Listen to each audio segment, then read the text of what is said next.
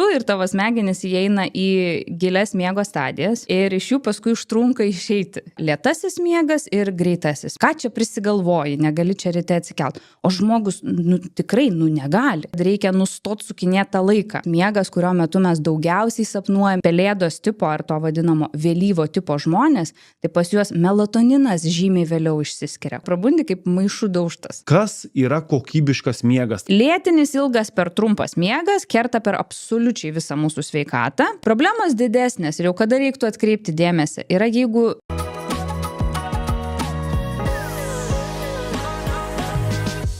Ta prasme, viso šeimoje? Skiriai paaiškint, gerai, aš jau vėl. Gerai. O dabar aš tokį prisiminiau iš gyvenimo situacijų tokį, o teko, kada, nežinau, mokydavotės anksčiau ir tu po pagalbę kišti ten tos visus konspektus, kad geriau atsimintum kitą dieną. Jo, šitą teko girdėti. Neatsimenu, gal yra sudarius, bet ne iš to, kad geriau išmok, bet gal užmigdavau aš ir užkrisdavau mane kur nors ant galvos ir taip tada mėgodavau. Bet čia yra kažkokios tai racijos, tos tokios iš neurologinės pusės, kad eini miegoti ir tu užmiegi su tą informaciją ir... Tarp kitko, vienas tai net tyrimai rodo, kad iš vakaro prieš pat miegą pasikartojant lengvai informaciją, tą, kurią tu jau mokėsi, ar konspektus peržiūrint, tas padeda, tarp kitko, geriau atsimint. Tai čia ne tai, kad tik po pagalbę pasikišt, bet vienu žodžiu, jeigu truputį peržiūri tą informaciją prieš pat miegą, tai paskui kitą dieną geriau prisimeni ją.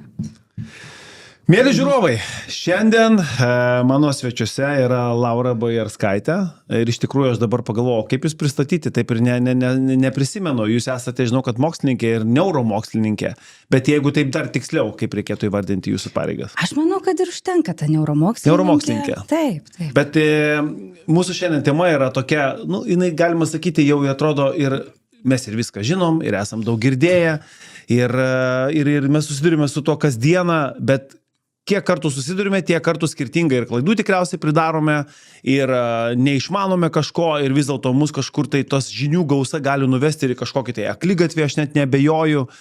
Tai mes pabandysime vėl šiandien prie šios temos grįžti ir detaliai, ir pasikartoti, ir pirštus kažkokius užlenkti, ir galbūt vėl paneigti kažkokius mitus, kurie yra susiformavę mūsų visuomenėje, mūsų galvose ir kaip ir sakau, aš matau, Laura, šiaip iš vis, bet kokią temą, kur be paliesi, didžiulė problema tai, kad mes turime labai daug žinių ir jos tikrai veda į akligatvį kartais. Ir tu jau pradžiui gal ir gerą gauni žinią ir tu taip ir turėtum, bet po to ateina 3, 4, 5 ir gaunasi, kad tu vėl grįžti ten į tą pačią nulinę stadiją.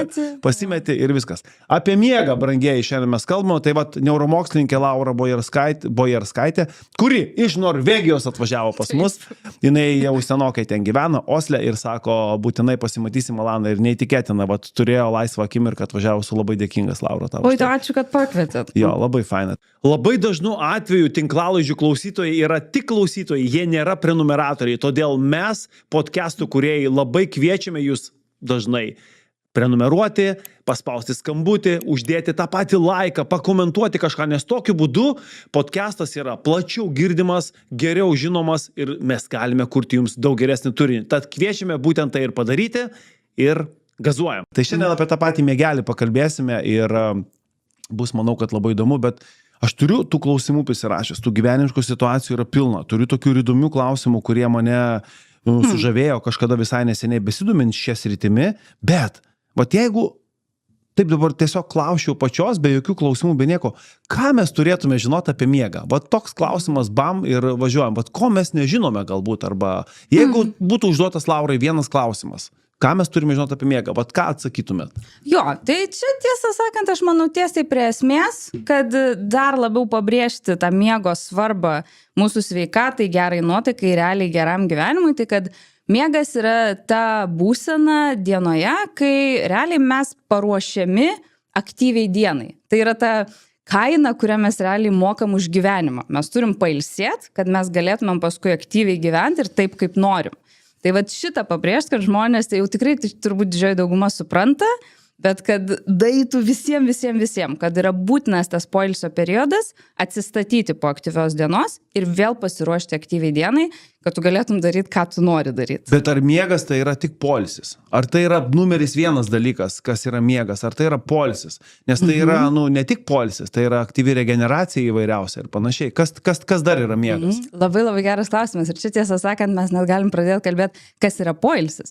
Netgi ta aktyvi regeneracija iš esmės gali būti poilsis. Jeigu tas poilsis pailsina, atstato ir vėl paruošia tave aktyviai dienai. Tai, bet manau, kad tu čia labai labai gerą kampą paėmei, nes dažnas gal galvoja, kad miego metu mes, išsijungiam, gulim ten savo ir kad nieko nevyksta. Aš tai kartais galvoju, kad, mirties būsena yra tokia. Koma, taip sakant, jo. Baisu, bet taip, tikrai taip pagalvoju. Ne, bet miego metu labai daug dalykų vyksta tiek mūsų organizme, tiek ir mūsų smegenyse. Čia aš labai mėgstu sakyti, kad mes miegam, o smegenys tai dirba išsijuosusios. Tiek tvarkosi su visa naujai įgauta informacija, tai, ką mes išmokome. Tiek tvarkosi su per visą dieną patirtom emocijom, atstato, taip sakant, mūsų nervus, kad mes ryte vėl atsikeltumėm, būdami pakankamai emociškai stabilus ir pasiruošę, taip sakant, dienos stresam. Tai labai labai daug tokių dalykų vyksta, kurie realiai susitvarko su viskuo, kas vyko dienos metu. Čia, aišku, neįmanoma nepakalbėti apie esminį tikriausiai tą miego dalyką, jeigu mes taip jau truputėlį eikime giliau. Aš visą laiką mėgstu šitose mūsų pokalbiuose išsiaiškinti tam tikrus mechanizmus. Jie galbūt kartais būna tokie truputėlį komplikuoti, galbūt ne visoms smegenėlėm ir suprantami, bet be jo, aš manau, kad apskritai be mechanizmo suvokimo žmogui labai sunku įsisavinti informaciją. Iš principo. Tai tas mechanizmo supratimas yra šiais laikais toks paprastas dalykas. YouTube mes galime rasti lengvą 5 minučių video. Tai galbūt mes ir šiandien galime paprastai žodžiais papasakoti žmonėms apie tai, kokios tos yra miego stadijos, arba, sakykime, kokie esminiai procesai vyksta tam tikromis miego stadijomis. Tarkim, yra tas užmigimo, paskui to gilaus miego, paskui ten kažkokio augimo hormonų išsiskyrimo ten stadija, po to ten tas gilaus miego, ten sapnavimai rytiniai ir galų gale mus pažadina tas pats natūralus kortizolis, kurį mes ten išskiriam iš organizmo. Tai kokios tos yra stadijos, į ką žmogus turėtų žinoti ir tada jisai žinos laiko perspektyvoje ten, nuo kažkada iki kažkada. Ja. Nuostabus klausimas ir aš labai labai mėgėja pati pasakoti, kodėl dalykai vyksta taip, kaip jie vyksta ir Būtent. kaip, nes labai labai tikrai žmonės tada geriau supranta ir viskas vienu žodžiu pasidaro aiškiau. Tai su to miego stadijom. Mes žmonės ir šiaip visi žinduoliai turim 2 skirtingus miego tipus. Tai yra lėtasis miegas ir greitasis miegas. Angliškai jie visiems geriau yra žinomi kaip non-rapid eye movement sleep arba non-REM sleep ir rapid eye movement sleep arba REM sleep. Tai tas lėtasis miegas, galima sakyti, yra taip supaprastintai pasakius, bet jis pagrindė yra toksai fizinis atstatymas. Va čia, kai tas augimo hormonas išsiskiria ir yra atstatomi raumenys, kaulai, audiniai ir taip toliau. REM miegas arba tas greitasis miegas, tai yra tarp kitko tas miegas, kurio metu mes daugiausiai sapnuojam ir vaizdingiausiai sapnuojam. Jis yra toks, irgi šiek tiek supaprastintai pasakius, labiau svarbesnis emociniam atstatymui, psichiniam atstatymui, atminties integravimui, taip toliau, taip toliau. Dabar trupučiuką labiau apie tas stadijas ir miego ciklą. Tai vėlgi, mes užmiegame, mes įeiname į lėtojo miego pirmąją stadiją, kuri yra labai paviršutinė, labai negilus miegas, mes tik užmigom, iš jo labai labai lengva yra prabusti. Tuomet mes pereinam po kokių 5, gal 8 minučių pereinam į lėtojo miego antrąją stadiją. Tai yra toksai gilesnis, bet ne pats giliausias lėtasis miegas. Ten mes tiesą sakant praleidžiam didžiąją dalį nakties apie 50%. Oho. Ir tuomet pagaliau mes einam į tą gilųjį lėtą miegą, pats tas giliausias, dar žinomas kaip deep sleep, čia tas labiausiai atstatomas, kurio metu ir yra išskiriamas augimo hormonas, ten mes praleidžiam apie 20% nakties. Ir pagaliau mes tada einam į tą mūsų sapnų miegą, REM miegą ir perėjus, o taip prasiklavus po visas šitas stadijas, čia yra tiesąkant vienas miego ciklas, kuris apytiksliai trunka 90 minučių. Bet čia aš labai noriu pabrėžti tą apytiksliai, nes turbūt beveik niekada jis netrunka 90 minučių, bet šitas ciklas trunka, pavyzdžiui, pirmas gal 70 minučių, antras ciklas kokių 80, ten 100, taip toliau. Tai varijuoja ta trukmė, bet apytiksliai gaunasi apie 90. Ir čia vat ir norėčiau iškart sudaužyti tą mitą, kad labai gerai atsikelti kas 90 minučių, nes realiai tas ciklas praktiškai niekad netrunka 90 minučių, čia yra realiai vidutiniškai. Ką reiškia atsikelti kas 90 minučių? Čia toks labai populiarus dalykas. Vienu žodžiu, paskaičius internete, kad miego ciklas užtrunka 90 minučių ir po miego ciklo vieno dažnai būna bent, toks trumpas prabudimas ar mikroprabudimas ir būna šiek tiek lengviau. Sukomės ant kito šono gal. Taip, va. Ir būna lengviau prabusti. Tai tokia metodika paplitusi kultūroje ir internetuose yra, kad bandyti atsikelti, kas 90 minučių ten, ar 3 kart, ar 4 kart kas 90 minučių. Bet iš esmės toks dalykas, nelabai veikia, nes nėra to tokio būtent lygiai, kad 90 minučių. Dieve mano, man čia skamba toksai tarytum pateisinimas tiems, kurie turi nemigą naktinę, kur keliasi ten sumuštinį suvalgyti arbatą, atsigert, nes yra tokių žmonių. Tai jiem čia toksai, atsikelkit, nieko baisaus, čia kas 90 minučių. Na, tai vis dėlto mes turime miegoti ir miegoti. Tai yra labai svarbu. Ir čia galbūt yra svarbus momentas, nes pradžioje taip nuskambėjo, kad mes einam į tą lengvą miegą, paskui antrą lengvo miego stadiją, paskui ten tą. Atrodo, kad tai tęsiasi per visą naktį, bet ne, tai yra vienas ciklas. Taip. Ir tokių ciklų per naktį, kiek jų turi būti tada. Pačia mes tikriausiai ir atsirimėm dabar į tą esminį klausimą, kiek miegoti. Tai va čia ir yra, tų ciklų, kiek mes pagausim. Taip. Tai iš esmės kiekvienam vidutiniam suaugusiam sveikam žmogui kasnakt reikėtų rekomenduotina miegoti nuo 7 iki 9 valandų. Bet čia vėlgi pabrėšiu, tai yra laikas praleistas lovoje, kai tu nueini užmigt, bet jau tada ir migdaisi, ne Netflixą žiūri, taip sakant, bet nueini atsiguli, užmiegi ir atsibundi. Tai čia ir tas užmigimo laikas, ir ten prabudimai ir taip toliau. Tai realiai, kas seka miega visokiais laikrodžiais ar žiedais, ar dar kažko, tai gryno miego gaunasi apie 6-8 valandas kas nakt. Ir tai tuomet yra apie 4-5 miego ciklus kiekvieną naktį. 4-5 miego ciklai. Žinoma, tai yra dar individualu. Gerai, paminėjo tokį fainą dalyką laikrodžiai. Aš tai manau, kad tai yra bėda. Važiuojam. Jo. Sakot, faina, Laura. Faina, aš bėda. Smagiai čia mes įsikalbėjom. Faina, tai ir pakalbėkim, kame fainumas, kame bėda. Na, neslėpsiu. Aš turiu laikrodį, jis ant mano rankos. Ir jis man padaro tokią miego ataskaitą, tada mokslininkas sėdi už to ekraniuko ir man kažką surašęs, taip fainai, taip smagiai. Bet mes turime tikriausiai suvokti, jeigu man patvirtinsi šį dalyką, kad mes negalime vadovautis vien tik tai laikrodžio parodymais ir galvoti, kad jeigu jis rodo 7 valandos miego, tai yra wow, kaip gerai. Nes jeigu tas žmogus nuėjo 2 valandą nakties miegoti ir iki 9 ryto pamiegojo, truputį skirsis, matyti reikaliukai. Tai kame tų laikrodžių yra privalumas ir baimės, ką mes turėtume atsižvelgti? Tai turbūt mano vienas iš mylimiausių klausimų yra pakalbėti apie laiko sekimą išmaniaisiais laikrodžiais. Ir aš pradėsiu nuo to, kad, kaip matai, aš neturiu išmanaus laikrodžio. Klasikėlė ant rankos. Bet aš turėjau išmanų laikrodį. Bet aš esu tokia asmenybė, kad man nelabai gerai buvo turėti tokį laikrodį, nes aš pradėjau visiškai obsesint dėl kiekvieno skaičiuko, apie miegą ir apie miego stadijas. O kiek tokių dar yra pasaulyje? Taip. Ir čia netgi, nors aš ir žinau, kad visi šitie laikrodžiai, jie tiksliai gali nusakyti tik tai, kiek iš viso buvo miegota. Jie yra labai netikslus nustatyti miego stadijas, tai yra jie tikrai netiksliai pasako, kiek buvo gilaus miego, kiek buvo REM miego. Ir netgi aš visą šitą žinodama, vis tiek būdavo aš iš ryto atsikėlus, pirmas dalykas, ką darydavau, žiūrėt, kaip aš miegau, kokį baliuką gavau, ką čia man programė. Nors žinau, kad ten yra labai netikslu. Vienu žodžiu. Tai tie išmanieji laikrodžiai labai priklauso vėlgi individualu, labai priklauso nuo žmogaus. Jeigu žmogui tas išmanusis laikrodis padeda realiai kažkaip gerint miegą, geriau miegoti, jisai nėra toks labai perfekcionistas, gal ir labai stipriai kreipiantis dėmesį, nekelia jokio nerimo, tai super tada. Bet jeigu jau yra jaučiama, kad nors tu atsibundi žmogus gerai išsimiegojęs, jautiesi gerai, bet pasižiūri laikrodį ir tau ten, ką nors ten rodo, kad tau ten trūksta deep sleepo, ar ten kažkoks balas blogesnis ir tu susinervini, nuotaika pablogė, iš karto ženklas, nenaudok tu to laikrodžio. Tu geriau žinai, tavo kūnas geriau žino. Čia irgi, čia tie išmaniai laikrodžiai vienas iš tų dalykų, kas, manau, labai atitolina tą ryšį normalų savo kūno jautimą.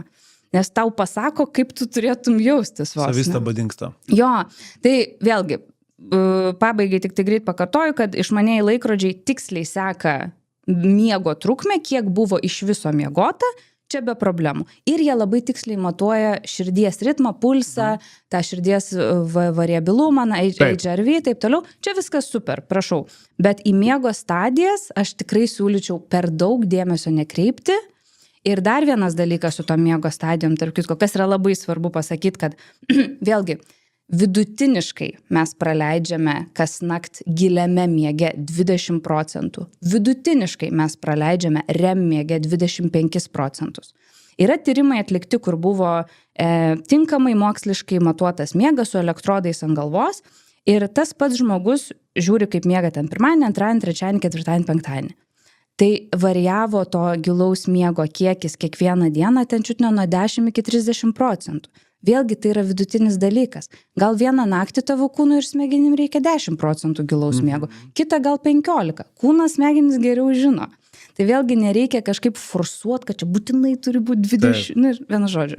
Bet labai surezonavo, nes iš tiesų man taip irgi būna, nu, mes visi taip jaučiam, kartais atrodo pamiegi daug mažiau, tu prabundi, kuo puikiausiai jautiesi, esi energingas per visą dieną, na, ten gal vakare, kai jau ateina natūralus miego režimas, jisai galbūt įsijungia tau, bet o kitas iki būna kartais ir prašosi dienos metu dar kūnas nukristi kažkur tai.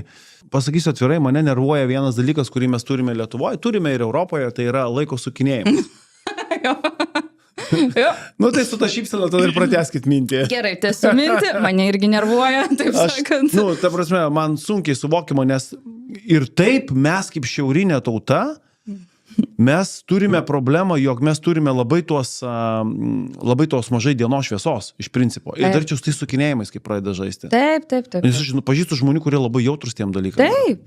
Vaikai irgi, paaugliai. Nu. Visiškai tikrai, labai puikus klausimas.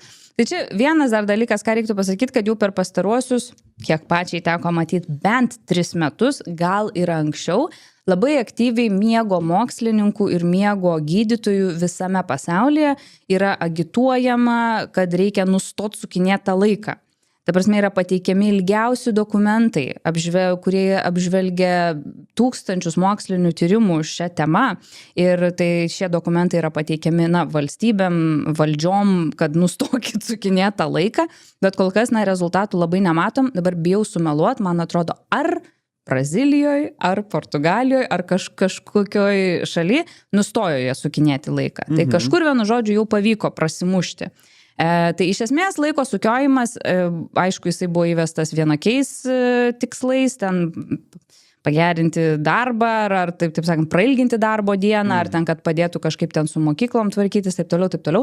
Bet tas iš esmės, kenkia sveikatai, čia kaip jetlagas, ta prasme, praskristi per vieną juostą. Tai tiesiog išbalansuoja mūsų cirkadinius ritmus. Va, apie cirkadinius ritmus ir apie tuos gamtos dėsnius. Ar jie yra, ar jie egzistuoja, ar yra tie dalykai, kurie yra, kaip sakoma, prieš gamtą nepašokinėsi.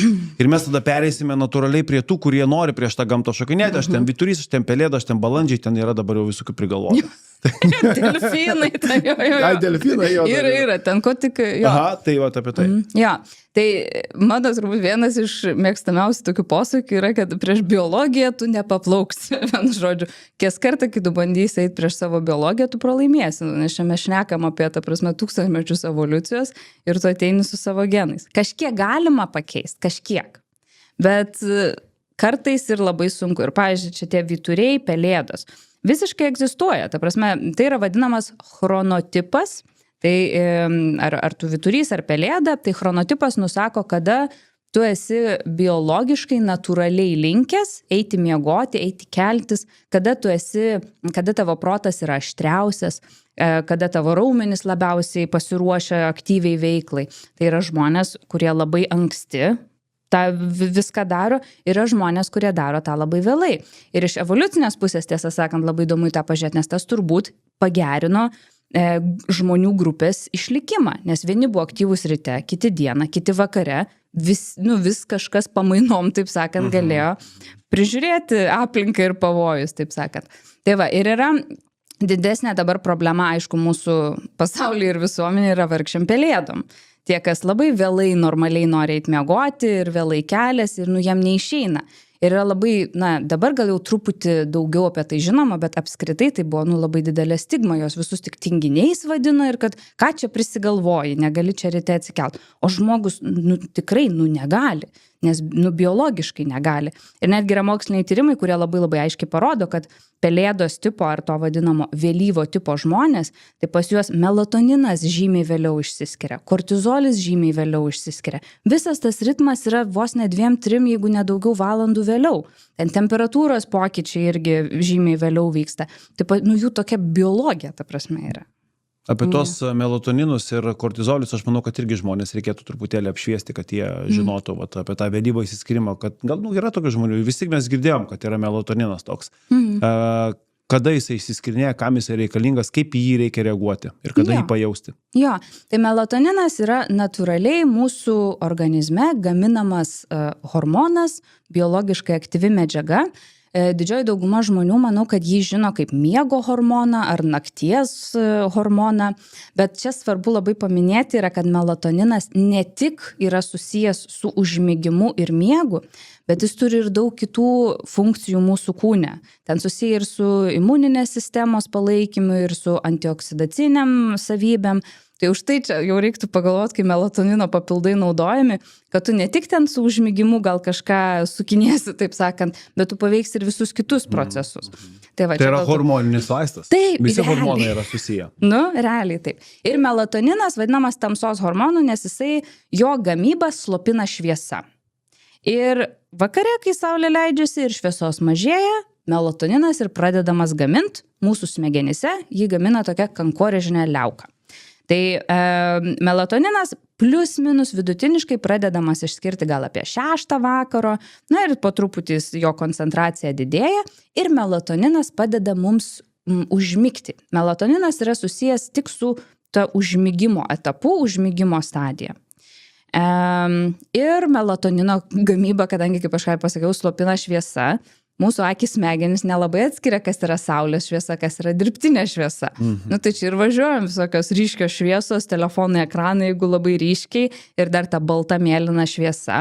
Tai ir gali, taip sakant, dalinai užslopinti tą melatonino išskirimą, ypač vaikam ir paaugliam. Laura, o tas jausmas, kai vakare ateina toks etapas, kuomet tu lengvai užsimanai miegelio, tai čia ir yra galbūt tas melatonino kažkoks pojūtis, išsiskirimo, nes tikrai būna tokia stadija, kuomet tu ar tu prisėdi ir tu matai, kad tai yra 9, truputį po 9, aišku, kiekvienam galbūt skirtingai, bet tikrai manau, kad žmonės mane supras ir pajaust, žino, kad yra, kur tu toksai, kaip dabar galėčiau nueiti ir taip lengvai bumo, čia dar, žinai, dar vaikus, rūbus padžiauti, indus ištraukti, žinai, reikia dar kažką rytinai pasiruošti ir tada bum, tu ten vėl per veiksmą, dar kažkur, kaip ir minėjau, šviesa palaikoma, išsiblaško ir tada tas dalykėlis dingsta. Ir tada jau žiūrėk, reikia jau eiti miegoti su daugiau pastangų. Jo.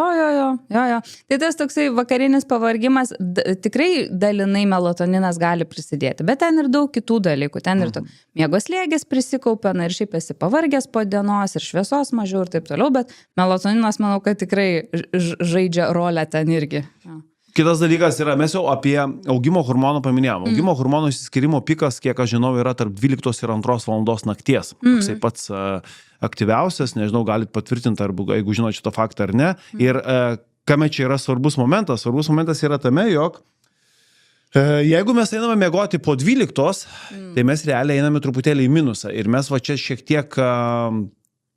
tiek numušame savo ten tą, kaip čia vadinasi, cirkadinį ritmą ar kažkokią tai stadiją. Tai apie tą augimo hormonų, norėjau pratęsti mintį apie tą kortizolį. Kortizolis visiems siejamas kaip su streso hormonu.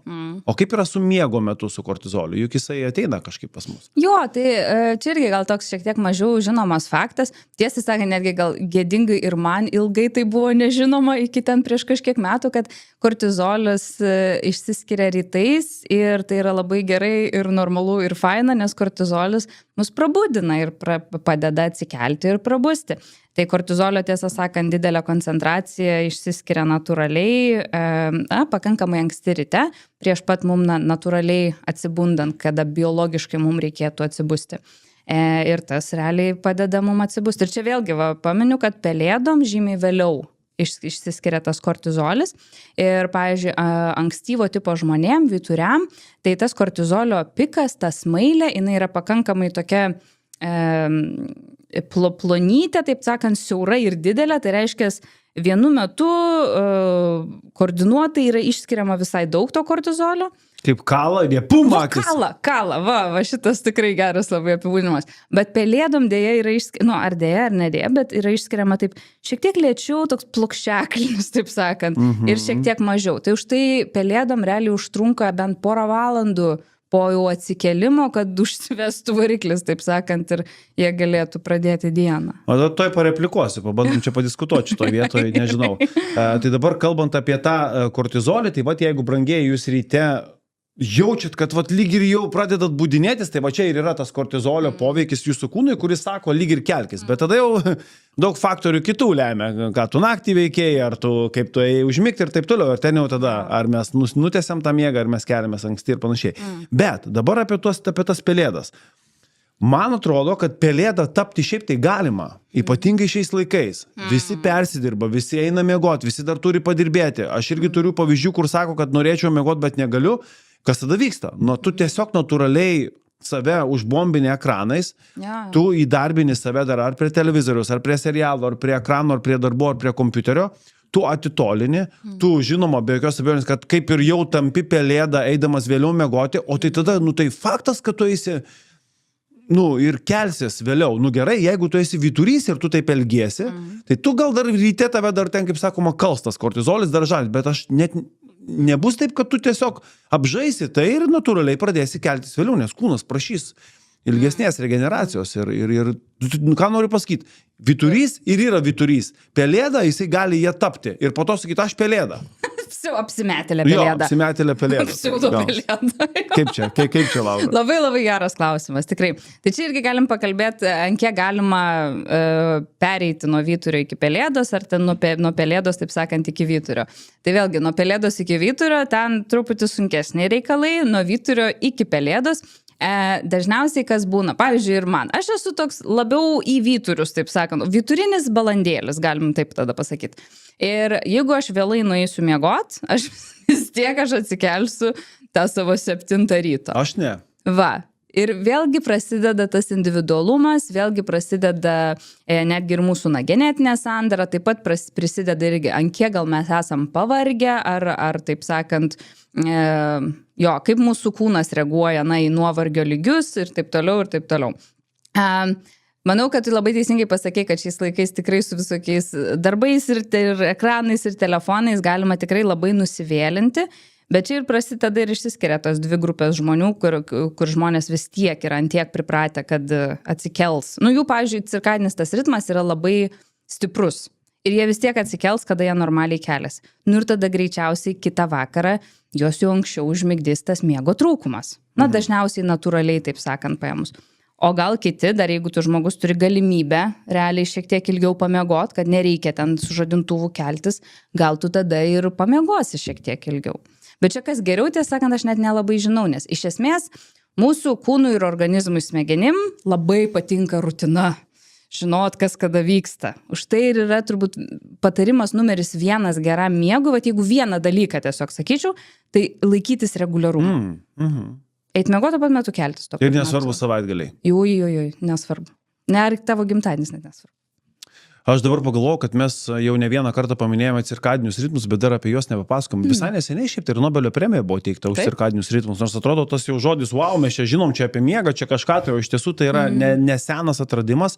Kas tai yra? Jo, tai cirkadinis ritmas, tai cirkadien apie dieną, taip sakant, tai yra ritmai, kurie varijuoja 24 valandų ritmu. Tai cirkadinis ritmas iš esmės yra bet kas kinta 24 valandų ritmu. Tai gali būti mūsų elgesys, tai gali būti mūsų, pavyzdžiui, temperatūra, tai gali būti tam tikrų medžiagų kiekis mūsų kraujyje. Tai pavyzdžiui, mes miegame, keliamės cirkadiniu ritmu, mes einame miegot vakare kas 24 valandas, mes keliamės ryte kas 24 valandas. Mūsų temperatūra lygiai taip pat kyla, leidžiasi 24 valandų ritmu, būna aukščiausia popietė, žemiausia prieš pat mum atsibundant. lygiai taip pat ir su įvairiausių medžiagų kiekiu mūsų kraujyje, netgi ir tas kortizolis, melatoninas, irgi va ten melatoninas išsiskiria vakare, paskui sumažėja, vėl išsiskiria vakare ir taip toliau. Ir va būtent tokie 24 valandų ritmų kintantys medžiagų kiekiai kraujyje, taip sakant, reguliuoja ir tą mūsų elgesį, kuris realiai kinta 24 valandų ritmu.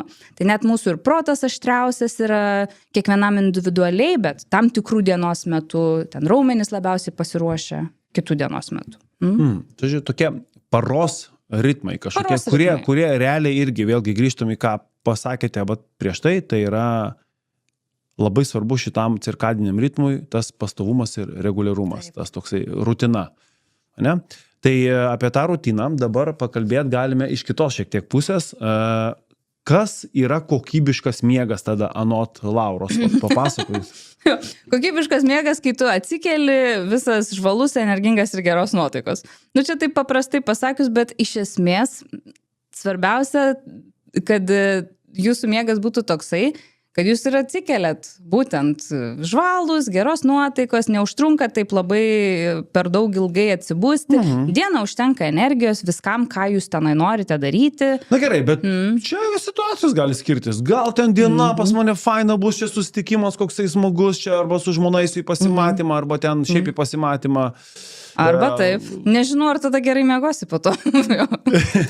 Bet aš turiu omeny, kad tave gali apgauti šiek tiek aplinkybės įvairios, kaip tu jautiesi ir koks tavo efektyvumas yra ir taip toliau. Galbūt tiesiog ant adrenalino varai tu tą visą dieną, kas irgi beje yra toksai kortizolinis, adrenalininis mūsų nuolatinė mini stresinė būsena nuolatos, jinai irgi yra tokia jau tampa lėtinė po truputėlį. Bet aš labiau kalbu iš tos gal fiziologinės pusės.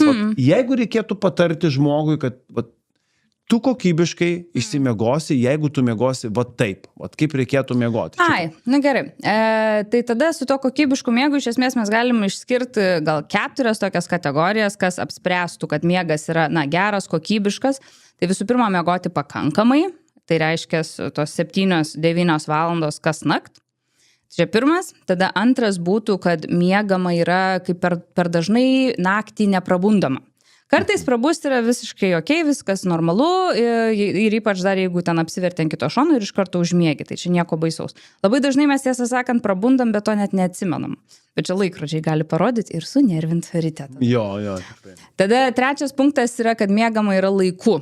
Tai ne tai, kad tu nueini miegot 4 ryto ir keliesi ten 12 dienos, nebent jeigu tu esi super duper ekstremali pelėda, bet kad tu eini miegoti būtent kada tu jautiesi mieguistas, kada tu biologiškai esi linkęs miegoti, ir kelies. Tai iš esmės didžiai daugumai žmonių eini miegot vakare ir keliesi ryte. Ir kad tas miegas yra reguliarus. Vėlgi, kad einama miegot plius minus tuo pat metu ir keliamasi tuo pat metu. Čia mažas komentaras, kodėl dar tas reguliarumas yra svarbus, nes tada tavo smegenys ir kūnas žino, kada reikia išskirti migdančias medžiagas, kada reikia išskirti tave budinančias medžiagas. Ir jeigu tu vieną dieną įsimiegoti 8, kitą dieną 10, kitą dieną 12, tada ten 9, tavo kūnas galvos, kas čia vyksta, ką man daryti, kada tu nori, kad aš tave migdyčiau, kada tu nori, kad aš tave budinčiau, taip sakant. Ir tada prasideda nebe pikai, o plokščiakalniai visokie. Ką norėjau pasakyti ir pareplikuoti šią temą, kad pavyzdžiui, amerikiečių specpajėgos, jos einam... Tie kariai eina miegoti 9 valandą vakaro ir keliasi 4 ryto. Tai čia gaunasi tos 7 valandos miego ir jie yra elitiniai atletai, elitiniai kovotojai, elitiniai žmonės. Viskame kame. Tai yra jų emocinė būsena, koordinacija, budrumas, fizinės jėgos yra pikę. Tai ką noriu pasakyti, kad ne veltui tikriausiai taip daro. Ir jeigu taip galvoji iš tos tokios fiziologinės pusės, tai taip, jie pagauna tikriausiai visas melatonino stadijas, pačias pirmasias ir tą piką visą. Tuomet jie ir gerai regeneruojasi būtent tarp tos 12 ten ir 3 valandos nakties. Na, o tada taip gaunasi, kad tas toksai tarp 4 ir ten 7 valandos ryto, aš nežinau, kaip ten yra, galbūt iš tiesų tas miegas ir, gali būti taip nustumtas taip ir gal tarp tų 4 ir 7 nevyksta nieko tokio labai super ypatingo, stebuklingo tavo kūnui, kur privalėtum tu miegoti. Jo, tai čia vėlgi, ką aš girdžiu, tai yra realiai chronotipas vyturiai pelėdos. Aš apie kariškius labai daug nežinau, bet man netgi dabar, ką tu papasakai, man pačiai toks klausimas kilo, kad reiks pasižiūrėti tyrimus, ar yra padaryta gal didžioji dauguma tokio tipo specialistų ar karių, kariškių ir taip toliau.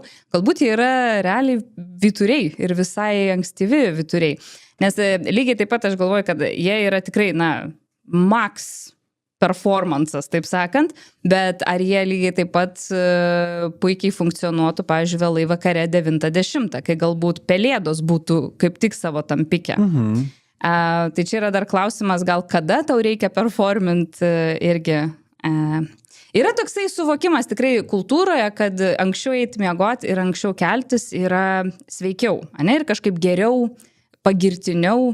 Ir aš nežinau, aš čia tiesiog paspekuliuosiu, kad gal tas irgi yra susijęs su tokia mūsų visuomenė, kad visai daug daryti, daug pasiekti ir anksti keltis ir, taip sakant, gerai dirbti.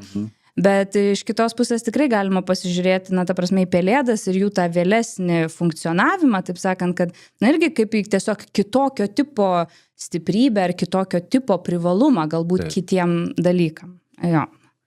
Tai pirmas dalykas, būtinai pasidomėkit šitais moksliniais, nes labai dažnai į mūsų gyvenimus, į technologijas, į tokią kasdienį masinį vartojimą ateina labai daug informacijos ir nuleidžiama labai daug technologinių pažangų būtent per karo ir kosminę pramonę.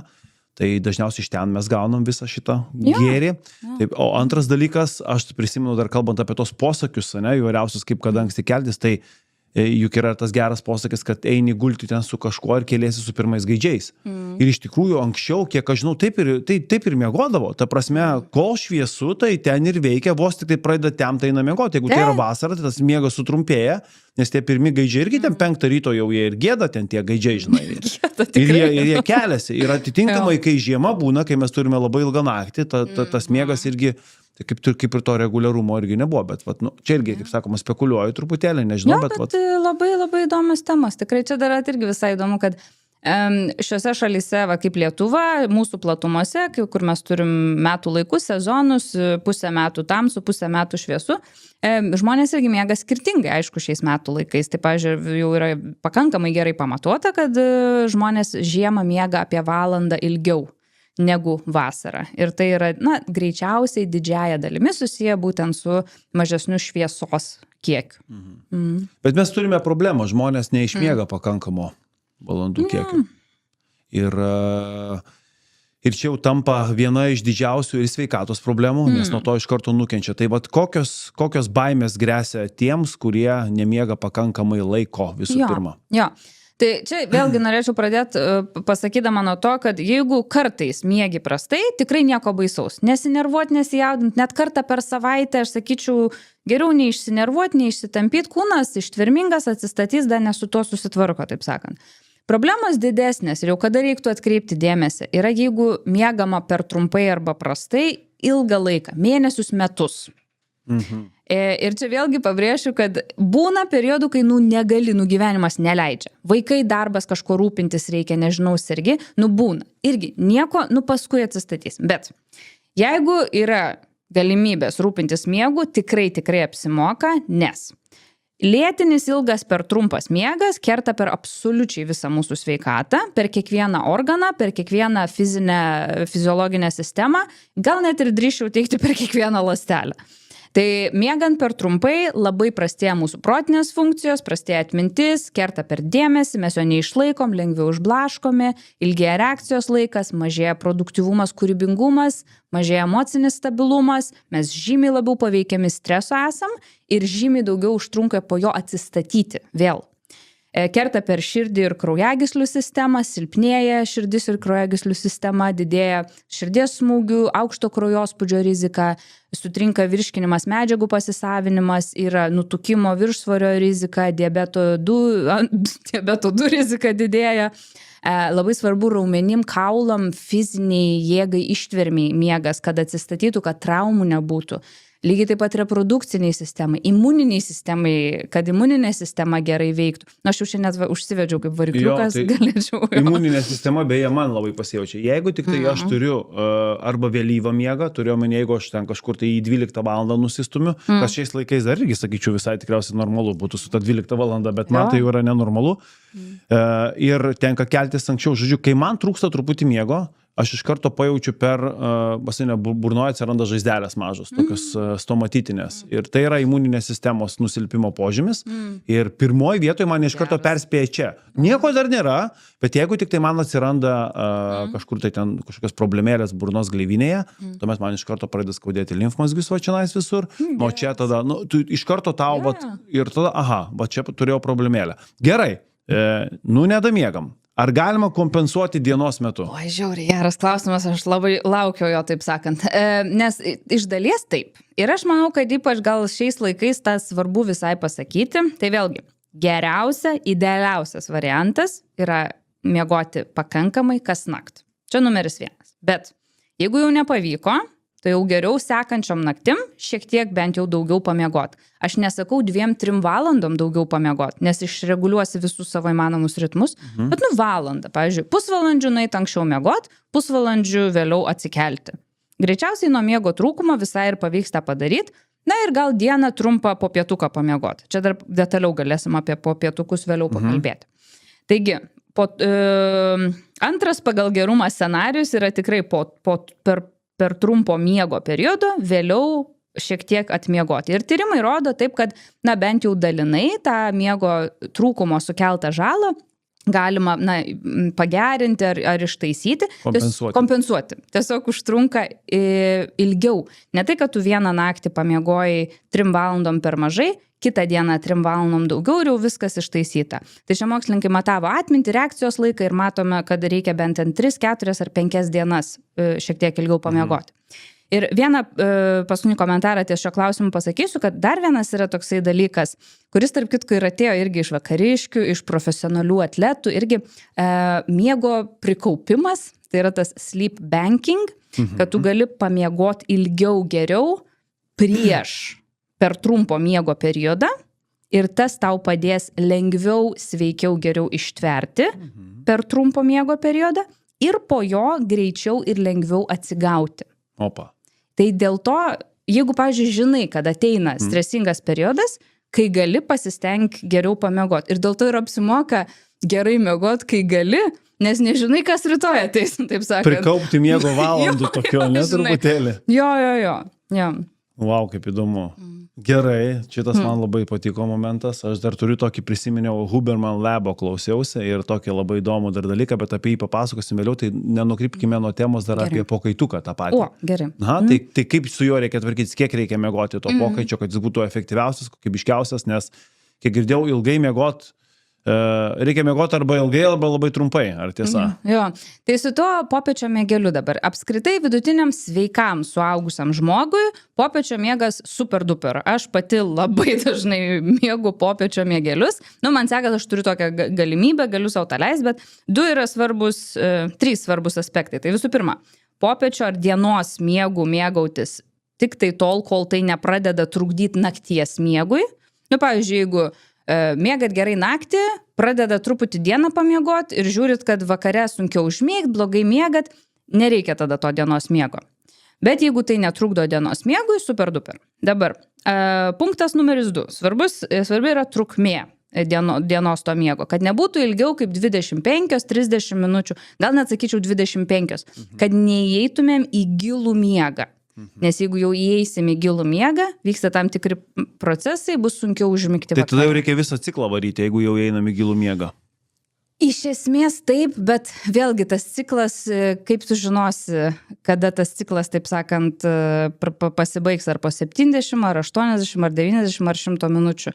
Ir iš esmės tam dienos miegui, bent jau kol kas pagal tyrimus, ką mes matom, kad geriausia yra tas trumpesnis toksai miegas. Ilgesni dienos miegai yra labai gerai tokiom specifiniam populiacijom. Pavyzdžiui, po per trumpo miego arba tie, kas dirba naktinį darbą, jeigu sergi, čia tokios taip sakant specialios aplinkybės yra. Tai šiaip tai popietukas ar dienos tas miegelis neilgiau kaip 25 minutės ir ne per vėlai. Ne per vėlai yra kažkur apie 7 valandas prieš naktinį miegą, čia vėliausiai. Nes paskui čia gausis kaip užkandis prieš vakarienę. Nu, tai tik suvedina, taip sakant, apetitą. Taip. Ja. Oho. Bet dabar apie tą pokaičio miegą irgi iš karto per savo prizmę varau.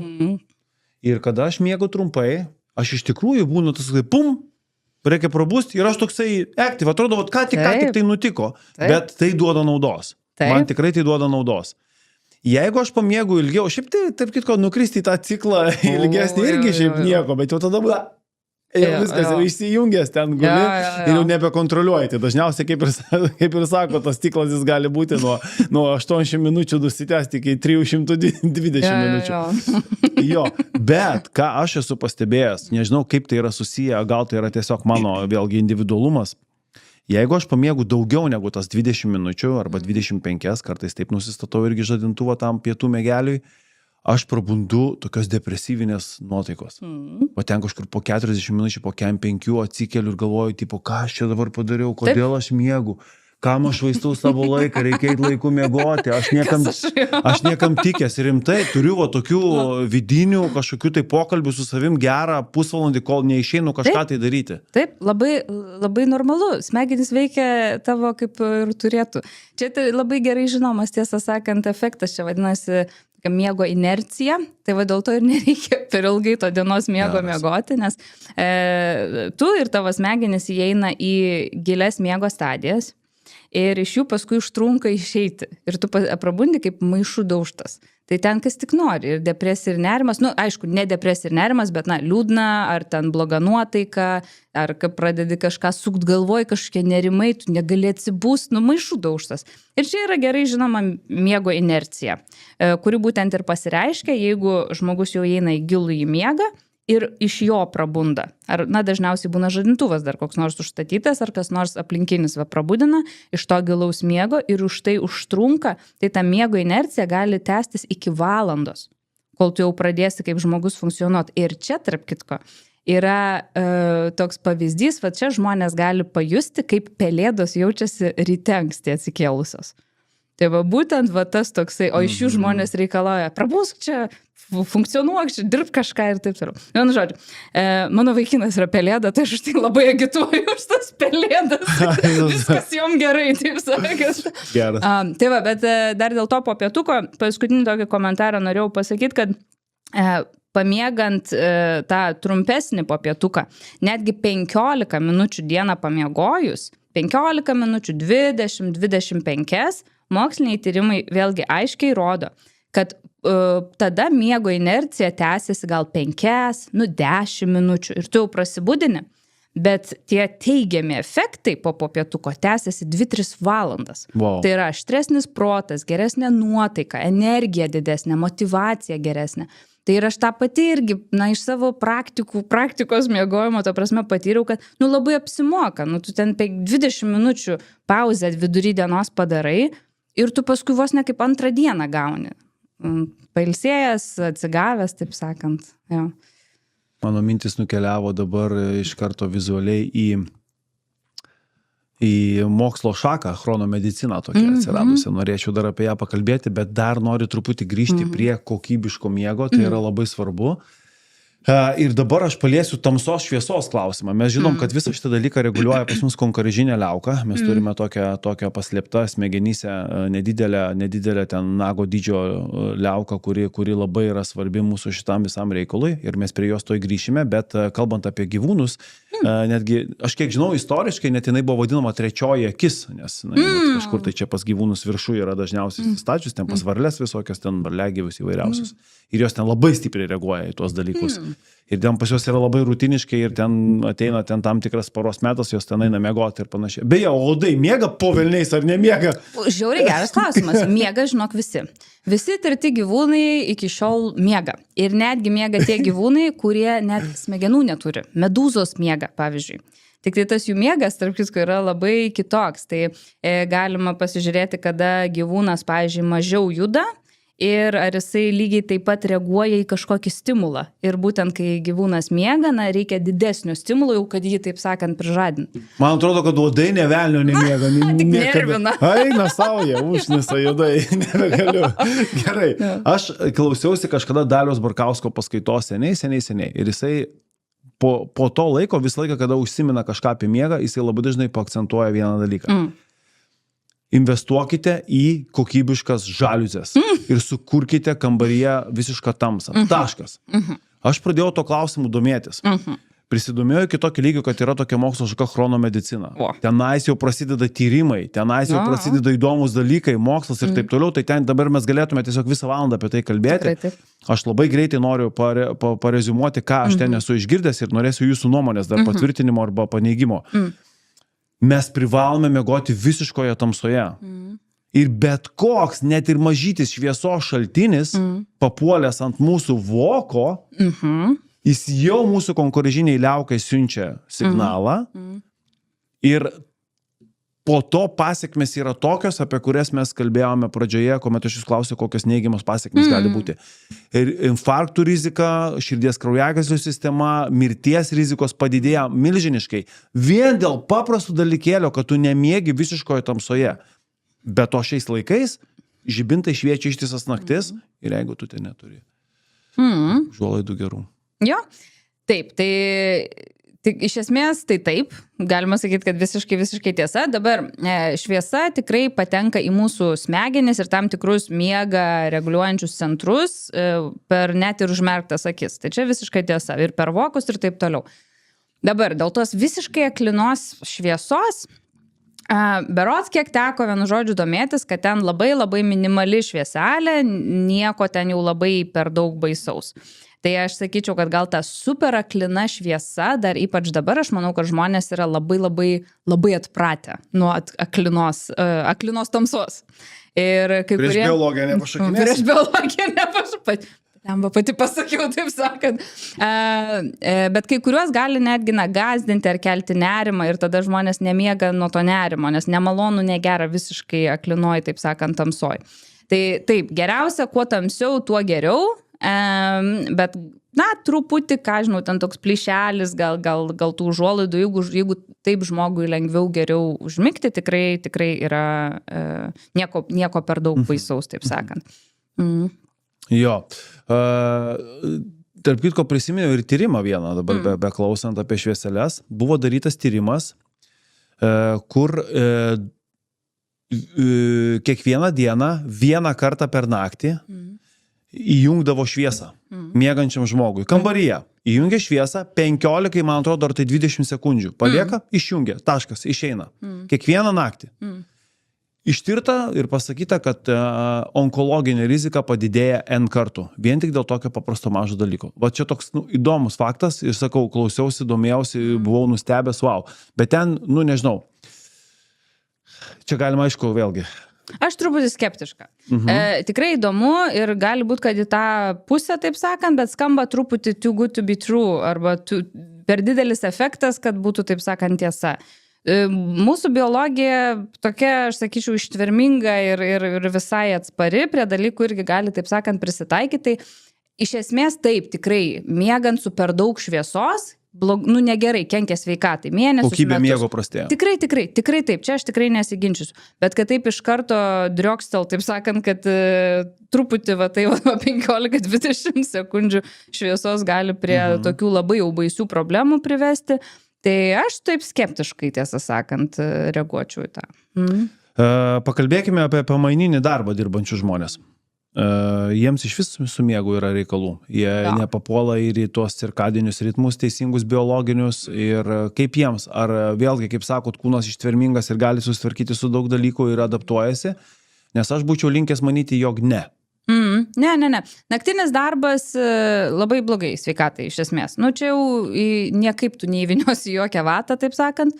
Aišku, niekaip mūsų pasaulis negalėtų veikti be naktinę pamainą dirbančių žmonių ir jie visiškai yra didvyriai, pasiaukojantis ta prasme ir aš labai tikiuosi, kad bent jau ateityje tikrai bus ir algos keliamos ir į pensiją anksčiau išeiti ir daugiau atostogų. Tokios geros pastabos, klausykit. Taip, politikai. Klausykit valdžią, taip sakant. Bet yra du aspektai, ką norėčiau truputį pakalbėti. Pirmas toksai trumpas, kad naktinis darbas gali būti tinkamas pelėdoms ir ekstremaliom pelėdom. Ir yra keletas tokių nedidelių tyrimukų, kurie ir parodo, kad pelėdos geriau tvarkosi, jų sveikatai netaip kenkia. Vėlyvas ir naktinis darbas. Tai čia vienas dalykas. Ir antras dalykas yra keletas dalykų, ką naktinį darbą dirbantis žmonės gali padaryti, kad sumažinti tą žalą. Tai aš dabar juos ir norėčiau paminėti. Tai visų pirma, prieš naktinę pamainą miegot kiek telpa, tiek naktį, tiek netgi tą dienos paguliuką, kiek telpa, prikaupt truputį. Na ir po naktinės pamainos, kiek gaunasi, irgi iš karto eit miegot, pamiegot daug ir kiek gaunasi, taip sakant. Dabar, naktinė pamaina iš esmės apsiverčia rytą su vakaru. Tai taip ir elgtis, kad naktinės pamainos pradžia iš esmės yra rytas, o naktinės pamainos pabaiga iš esmės yra vakaras. Ir realiai tada eina tie patys miego patarimai, kad kava tik ryte, valgyti iš esmės daugiau pirmoji dienos pusėje, tai reiškia naktinės pamainos pradžioj. Jeigu norisi pamiegoti paguliuką naktinės pamainos metu, jeigu yra galima, patartina tik tai pirmoje naktinės pamainos pusėje ir jau link naktinės pamainos pabaigos stengtis kuo mažiau šviesų, jokio kofeino, per daug neprisivalgyti. Ir nesvarbu, kad lauke šviesu ir tu grįžti namo paryčiais. Žiauriai geras komentaras. Ir paskutinis patarimas yra važiuoti namo su akiniais nuo saulės, kad šviesa neišbudintų. Ir čia tarp kitko yra vienas iš tų atvejų, kai melatonino papildai gali padėti. Nes tu eini miegot visiškai nelaiku, taip sakant, tai tuomet gali melatonino papildai išgeriami ryte, pusvalandis prieš miegą, jau kai grįžti namo miegot, gali padėti užmigt, geriau miegot. Bet vėlgi čia, prašau, pasitarkit su savo gydytojais, jeigu taip jau norisi pabandyti. Taip, čia rimtas vaistas, čia ne taip, kad yra geri savo ir galvoji, kad tu tvarkaisi savo miegą. Kaip ir minėjom pačioj pradžioj, tai yra hormoninis preparatas, jisai eis į sistemą visą. Taip, eis į sistemą, va. Jisai darys reikalus. Gerai, o apskritai papildai, maistas padedantis miegui arba susijęs su miegu, kokie yra, į ką reikėtų atkreipti dėmesį, ką vartot, ko nevartot? Jo, tai čia vėlgi pradėsiu labai gal nuobodžiai ir visiems gerai žinomai, bet tą rodo ir tyrimai, kad sveikai valgysi, gerai miegosi, nesveikai valgysi, blogai miegosi. Tai čia ką mes matom irgi. Kai blogai miegosi, vėl nesveikai valgysi, nes norisi vėl paskui ten. Taip, ir užsisuka tada. Ir visą laiką iš tų ciklų išeit, vienu žodžiu, sunku. Bet ką mes matom, kad taip, tie žmonės, kurie valgo, sveikai, daug skaidulų, baltymų, sveiki riebalai, taip toliau, miega geriau negu, aišku, tie, kurie valgo daug nesveiko maisto, greito maisto, ir visiems jau gerai žinomų nesveikų dalykų. Bet keletas gal tokių niuansėlių ir taip toliau. Tarp kitko, kad teko pasidomėti ir aš tikrai skeptiška buvau prieš žiūrinti tuos mokslinius tyrimus, kad čia maistas, kuris ten turi triptofano ir melatonino, kad čia kažką tai padės tam miegui. Ir berods, kad taip, tiesą sakant, tai čia riešutai, visokie uogos. Nėra, kad ten super piliulė, bet truputį gali padėti lengviau užmigti, geriau miegoti, taip sakant. Čia dar apie visokius miego papildus. Magnis, pavyzdžiui, magnis gali padėti, jeigu magnio trūksta. Tai tada pasitikrinti kraują, pasižiūrėti, taip sakant. Visokie žoleliniai preparatai, kaip ten visiems gerai žinomos, ten pasiflorai, levandos, valerijonai, taip toliau, irgi gali, ten realiai veikia toks apraminimas, atpalaidavimas ir kas tada, aišku, palengvina miego užmigimą. Bet čia tokį gal kaip perspėjimą ar įspėjimą norėčiau pasakyti, kad nesipirktų žmonės bele kokių neaiškių papildų iš internetų. Nes čia ne tai, kad ten gali nepadėti, bet gali ir pakenkti, nes visų pirma, tu nežinai, ką tu perki. Buvo vienas tyrimas atliktas Amerikoje su įvairiausiais melatonino papildais, mokslininkai susipirko ten daug visokių skirtingų ir realiai tyrė žiūrėjo, kas ten tuose papilduose yra, ir ar melatoninas, ar dar kažko ir kiek. Ir ten buvo skaičiai tragiški, ten kai kur iš vis to melatonino nebuvo, kai kur buvo ten iki 8 kartų daugiau negu buvo parašyta, kai kur ten rado dar kitų medžiagų pripaišytų, taip sakant. O dabar aš kai paguglinau, tai ten, Jėzu, aš ten tokių, kai kur net tokių medžiagų net negirdėjau. Ta prasme, o čia sako, kad gerina miegą, tyrimo apie jas nėra, tai bent jau plius minus pasigūglint, pasižiūrėt, ar bent jau yra tirta iš vis tos medžiagos.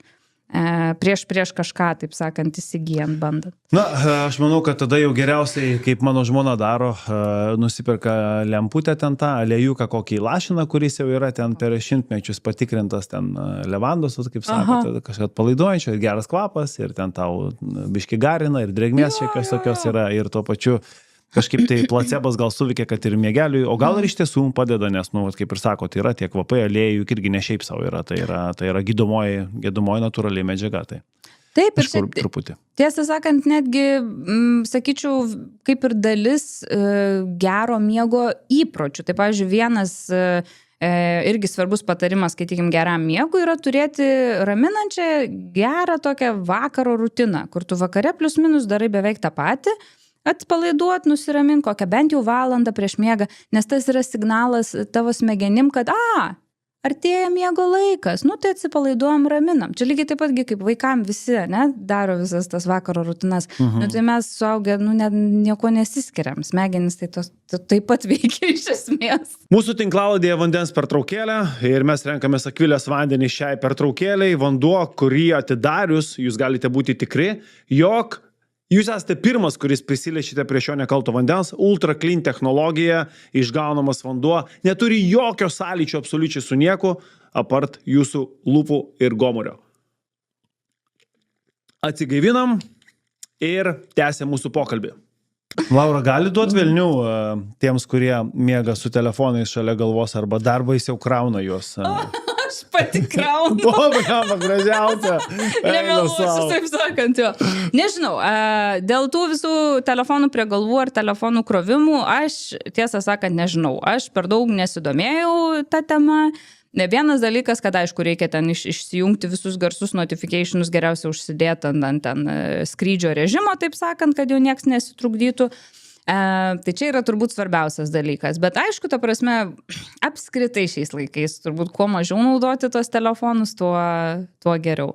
Bet svarbiausia, tai, nenaudoti ten jų darbų daryti ar ten stresuoti piaulovui prieš pat užmiegant. O aš šioje vietoje būsiu kategoriškas. Gerai. Ir aš manau, kad miegamajam neturi būti iš vis jokios technikos, apskritai, nei televizoriaus, nei kompiuterių, nei pakrovimų, tuo labiau, nei telefono. Ir kad taip, jeigu ir yra telefonas skirtas žadintuvui, tai tada jau pasidėk jį kažkur taip pat tolimiausią kampą, nuo lovos, nuo savęs. Ir kaip ir minėjau dar pačioj pradžioje, aš manau, kad vis dėlto ta natūrali, vėlgi, aš labai mėgstu gamtos dėsniais vadovautis.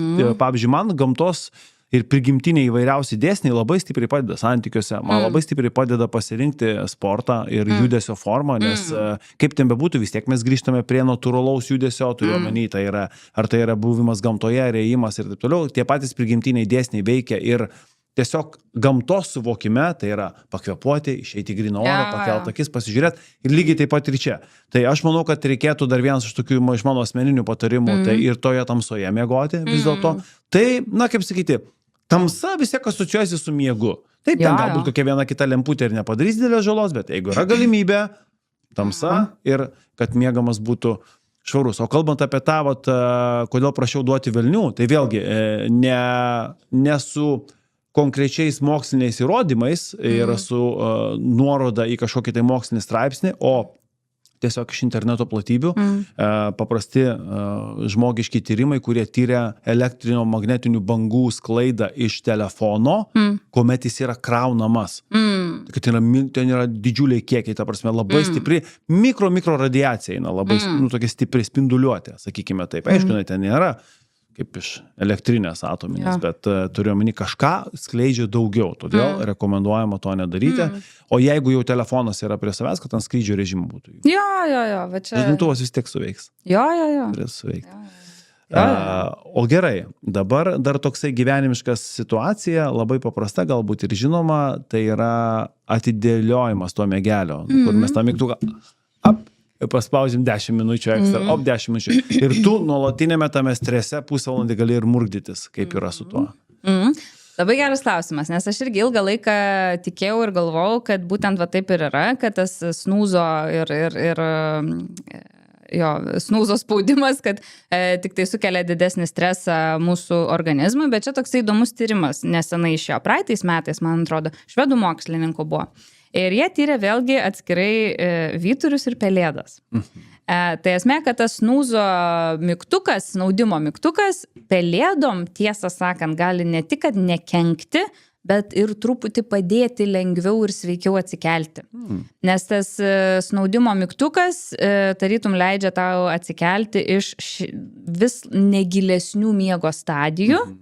Ir tuomet yra greičiau, lengviau atsikeliama ir netgi mokslininkai primatavo, kad po to pelėdos, kurios kėlėsi su snaudimo mygtuku, bet aš neatsimenu, man atrodo, jie gal ten 2 kart paspaudė, aš nešneku apie ten 20 kartų to mygtuko spaudinėjimą, bet kad pelėdos, kurios kėlėsi su snaudimo mygtuku, kad jos greičiau, taip sakant, pradėjo optimaliau funkcionuoti, ten matavo protinės visokias funkcijas, tai greičiau gavosi jau aktyviai reaguoti. Bet aišku, vėlgi, jeigu jau reikia miegoti su to snaudimo mygtuku, dažniausiai tai reiškia, kad trūksta miego. Tai tada jau, reiktų pasižiūrėti, ar yra miegama pakankamai. Aš darau tą reikalą. Pas mane pirštos yra atidirbtos, jau aš ten galiu ir ant ekrano paspausti, jau žinau, kur, žinai, jie šoniniai mygtukai visi pas mane užprogramuoti, kad tas tą padaro, tas tą padaro. Ir žmona galiausiai mane tiesiog išspiria iš lovos. Tiesiog pasisuka šonu, tuts tokį, žinai, smūgelį man per šonkulius, o čia kartais užvažiuoju arba per klubus ir aš iš tos lovytės tada hopa, kaip kareivėlis. Bet man vis tiek yra neaišku, gal mes turime dar truputį laiko, pakalbėkim, Laura, kaip atskirti, kaip pasidaryti savitestą, ar tu esi vyturys, ar tu esi pelėda. Jo. Tai aš manau, kad iš esmės kiekvienas mes žinom, ar mes esam vyturiai ar pelėdos. Man atrodo, jau per keliasdešimt ar kažkiek tai tų gyvenimo metų, taip sakant, jau plius minus tu žinai, kada tu labiau mėgsti eiti miegoti, kada tau geriau yra užmigti ir kada tau geriau yra kelti. Pažiūrėsim, gal tu čia ir visai nesutiksi.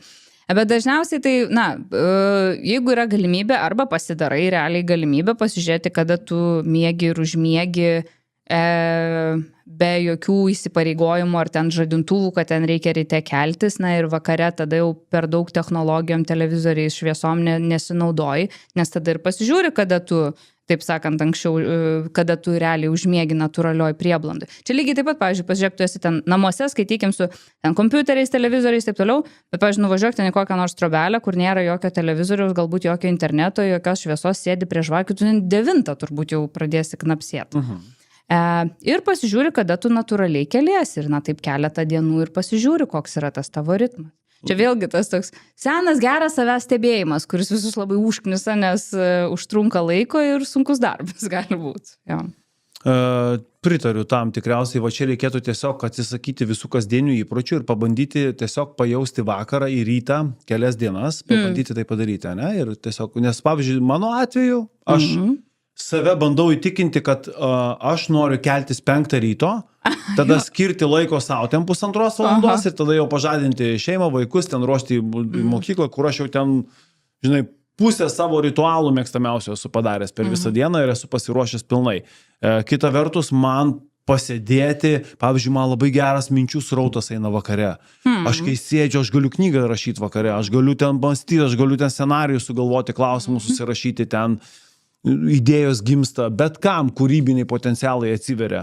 Ir tada atitinkamai aš noriu ilgiau pamiegoti, nes kažkaip, bet aš manau, kad vis dėlto daug dažniausiai mes, Laura, susidurime su tuo, kad žmogus tą tokią savytaigą turi. Jisai savo kažką pasako. Kaip ir sakom, atsikeliam, bet taigi žiūrėk, ką laikrodis rodo. Ir viskas įkala savo į galvą ir tu ir neišmetu to iš galvos. Arba tarkime, aš vakar nenuėjau laiku miegoti ir dabar tikrai dėl to yra pasekmė priežastis. Kaip šito atsikratyti dalyko reikia? Kaip reikia iš to išeiti, neįsivaizduoju. O reikia to atsikratyti, nes tas gali būti geras dalykas, tas gali būti blogas dalykas. Tu gali savai įsiteikti, kad viskas gerai, viskas pavyks, viskas važiuojam. Tas savitaiga, aš manau, kad pats iš savęs dalykas tai nei blogas, nei geras. Žiūri, kaip tu panaudosi. Ir čia tiesą sakant, netgi yra labai labai nesenai paleista tokia mokslinė teorija dėl to miego, ir netgi keletas tokių paremiančių tyrimų, kad mūsų miego poreikis netgi priklauso nuo mūsų motyvacijos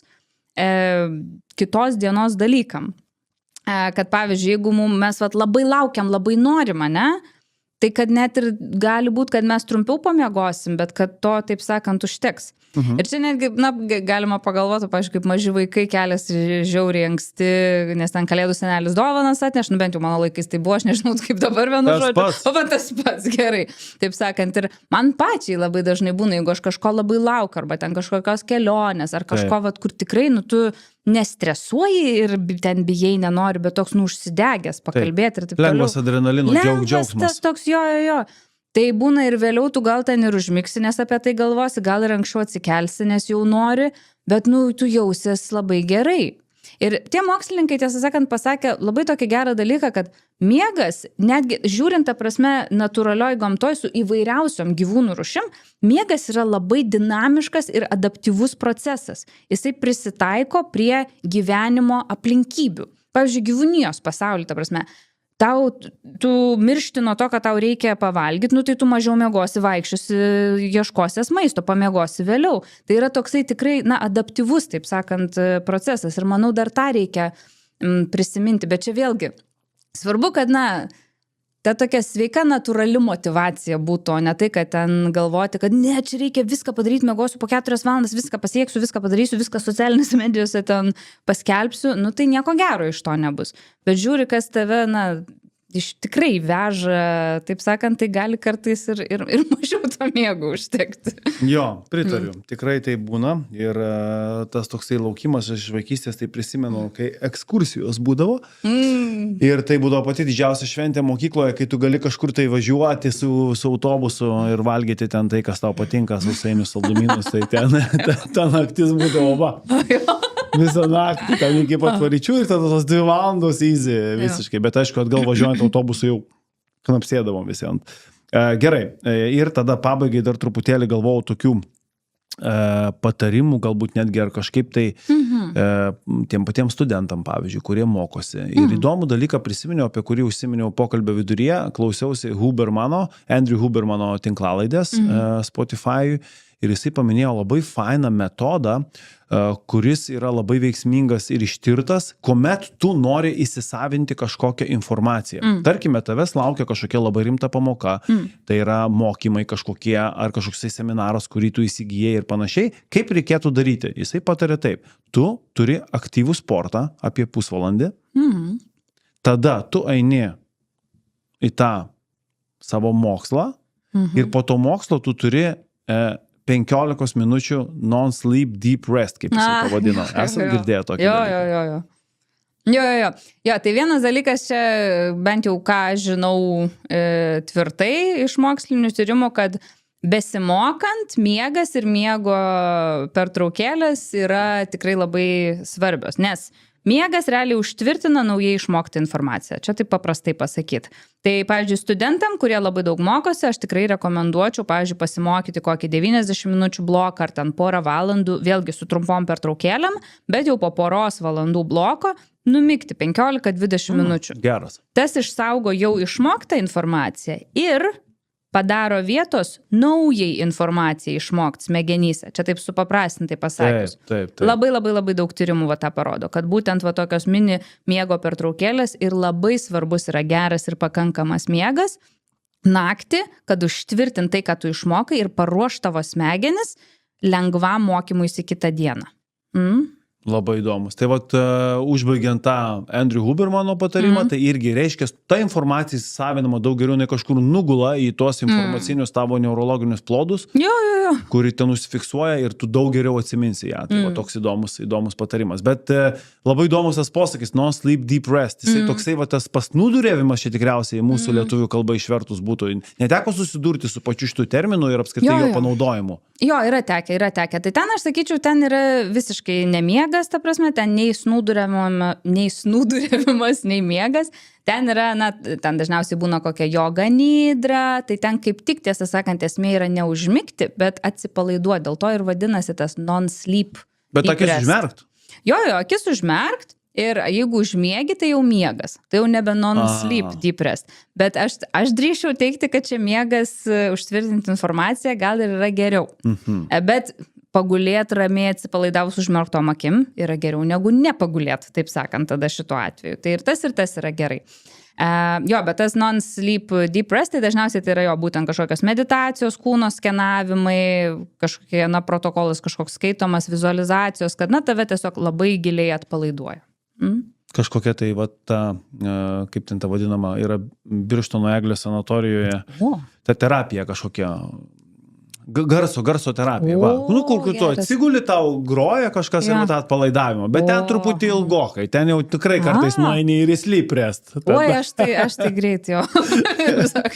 O jeigu išvertus žiūrovus, kurie nesupranta anglų kalbos, tai non-sleep deep rest, tai yra, reiškia, nemiegojimo gilus poilsis. Gilus poilsis, jo, toksai gaunasi. Jo, toksai pasnūduriavimas. Pabėgo viena mintis, dar kažką tai norėjau truputėlį pridėti prie viso šito reikalo, bet manau, kad jau po trupučiuką finalizuosime mes mūsų pokalbį ir dar, tokį įdomų momentą buvau prisiminęs, kad toje pačioje Japonijoje, man atrodo, ar kažkur tai jau yra, o gal ir ne Japonijoje, gal ir vakarų Europoje, ar kažkur mes jau čia aplinkinėse šalyse, gal ir Lietuvoje jau yra įmonės, kurios jau ir lovos yra paruoštos. Yra tokie miego kambarėliai, kur, ta prasme, tu turi... kad Japonijoje reikia, kad jeigu tu esi mieguistas, tu privalai miegoti, tu privalai nueiti pamiegoti. Ten nėra tokio dalyko, kad tu neefektyvus esi, tavo darbo įgūdis efektyvumas yra nulinis. Super, žiauriai protingai, visiškai sutinku. Ta prasme ir logika ir moksliniai tyrimai rodo, kad jeigu dieną numigti, jeigu tu esi pavargęs, tai 10 minučių pailsi, tu mažiau pavargęs arba iš vis nebepavargęs. Tai aš labai tikrai skatinčiau, rekomenduočiau visas įmonės teikti pamiegojimo poilsio kambarėlius, kur darbuotojai gali pamiegoti.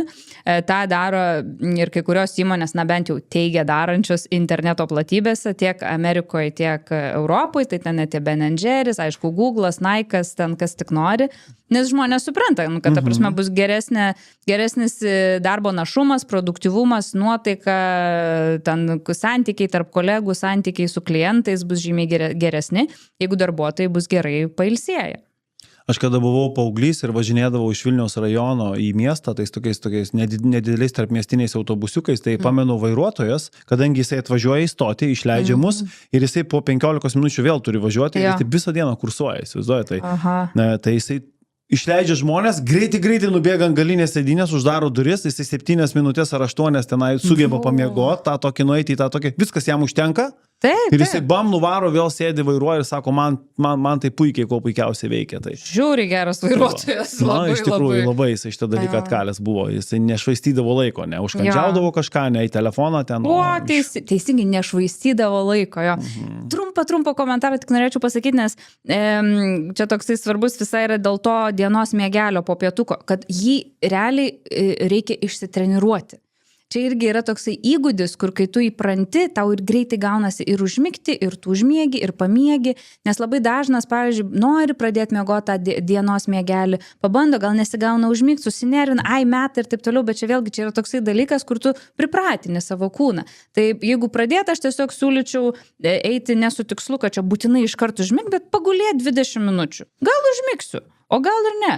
5, 6, 7 dienas taip kasdien pabandžius, pamatysit gale tikrai jau bent jau užsnausit. Super patarimas, Laura. Ir aš jį irgi prisiminiau, man atrodo, gal iš tos pačios tinklalaidės, Andrew, jisai būtent tą patį minėjo, kad taip mes galime dienos miegu truputėlį pakompensuoti ir papildyti tą nakties miegą, apie ką mes jau ir pakalbėjome, papildyti jį, bet jeigu mes norime gauti maksimalias naudas iš pokaičio miegelio, tai turėtų vykti realiai reguliariai. Taip. Tai yra ne 1 ir ne 2 dienų reikalas. Tai yra būtent reguliarus dalykas ir kai tu tai įsivedi, tu tada matai, kad gali ir ta gyvenimo kokybė labai keistis. Jo, faina. O ką mes dar galėtume tokį palinkėjimą pabaigai kažkokį pasakyti, arba gal kažkas jums buvo visą laiką užantyje kažkur tai liežuvio gale patarimą ar kažkokią įžvalgą ar statistiką, nežinau. Jo, tai aš labai patenkinta mūsų šio pokalbio, aš manau, kad mes palėtėm labai daug labai svarbių temų ir su tokiais praktiniais patarimais, tai turbūt tiesiog paskutinį paprastumo dėlį aš tiesiog palinkėčiau gero miego šiandien.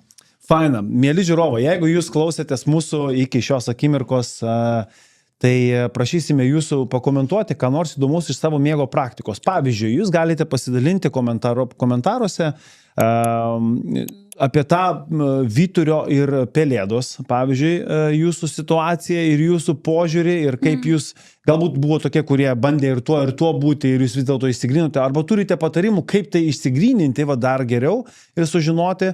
Galite pasidalinti kokiais nors pamaininio darbo apie tą patį, kurį užsiminimo. Tokie geri patarimai nuskambėjo apie tai, kad atvirkštinę dieną pasidaryti, reiškia naktį ir tas ryte važiavimas su akiniais, kad negautum per daug dienos šviesos. Žodžiu, pasidalinkite savo miego istoriją, savo miego kultūrą ir galbūt kažkokiais ir receptais, kurie, tarkime, irgi miegą geriau skatina. Būsime labai dėkingi. Nepamirškite ir užsiprenumeruoti mūsų kanalą, jeigu to dar nepadarėte. Paspausti laiką. Skambutis, priminsiu jums apie naują tinklalaidę išėjusią su Laura. Jis šiandien buvo nuostabus pokalbis. Ačiū, Laura, labai. Ačiū labai. Ir kada kitas iki susitiksime, aš manau, kad aš jau atsinešiu naujų įpročių kažkokių tai išbandęs. Man patinka pasitestuoti kartais tokius pasieksperimentuoti dalykus. Ir mes galėsime dar pakalbėti kažką tai giliai apie miegą, galbūt nugrimsime kažkur į detalės, man labai patinka pasiknaisti ir smegenyse truputėlį. O, super. Ne? Labai gerai. Gerai, iki, ačiū. Iki, dėkui.